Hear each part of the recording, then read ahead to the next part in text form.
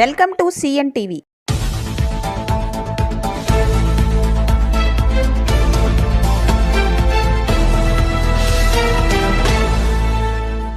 నిరంతరం పంట అంటే ఒక్కొక్క పంట ఒక్కొక్క టైంలో వస్తుంది. ఇక్కడ బ్రొకోలీ పండుతుంది.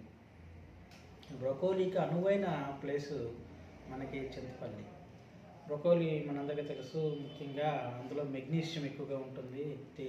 అది equal to medical and food taste కూడా చాలా బాగుంటుంది. ఇంకా ఇక్కడ మరొక ముఖ్యమైన పంట ఏంటంటే స్ట్రాబెర్రీస్. బెర్రీస్ కూడా పండుతున్నాయి. డ్రాగన్ ఫ్రూట్ ఈ మధ్యన మా కలెక్టర్ గారు డ్రాగన్ ఫ్రూట్ తోటను కూడా సందర్శించడం జరిగింది. చాలా ముచ్చటపడ్డారు. మన ప్రాంతంలో డ్రాగన్ ఫ్రూట్స్ పండుతున్నాయని అనగానే, అవును మేడం గారు అనగానే ఆవిడ స్వయంగా వచ్చి విజిట్ చేసి వెళ్ళారు.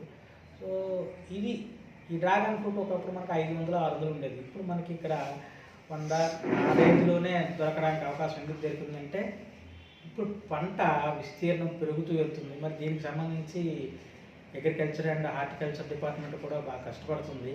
సో ఇలాంటి అద్భుతమైన రేర్ ఫ్రూట్స్, విలువైన పోషక ఖనిజాలతో ఉన్న గొప్ప పంటలు పండే శీతల ప్రాంతం మన రాష్ట్రంలో చింతపల్లి, అలాగే లంబసింగి, ఈ పక్కన జీకే వీధి, అటువైపు కొంత జీమాడుగుల, కొయ్యూరు ప్రాంతాలు. ఇంకా మిగతా ప్రాంతాలు ఉండొచ్చు, మైదాన ప్రాంతాలు కాకుండా అటవీ ఉన్నత ప్రాంతాలు ఉండొచ్చు. కానీ ఇలాంటి సారవంతమైన భూమి ఉన్నట్టుగా అయితే మరి మనకి హార్టికల్చర్ డిపార్ట్మెంట్ వాళ్ళతో చెప్పట్లేదు. ఇక రెండోది హైవే వేస్తున్నాం. ఆల్రెడీ భూసేకరణ అంతా పూర్తయిపోయింది. ఆల్మోస్ట్ ఆల్ కన్స్ట్రక్షన్ కూడా పూర్తయిపోయింది. రాజమండ్రి నుండి వయా రంప అలా వచ్చి కృష్ణదేవిపేట, నెక్స్ట్ రెంతాడ జంక్షన్ నుంచి చింతపల్లి నుంచి జీమాడుగుల, పాడేరు, అరకు, అక్కడ డౌన్ అయ్యి విజయనగరం ఉంటుంది.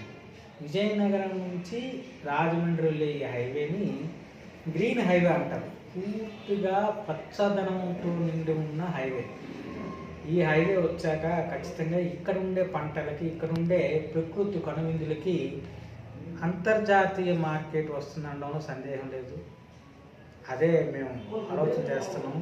ఫ్యూచర్లో చింతపల్లిని అంతర్జాతీయ స్థాయిలో గుర్తింపు తెచ్చుకోవడానికి అవకాశం ఈ హైవేతో కూడా వస్తుంది.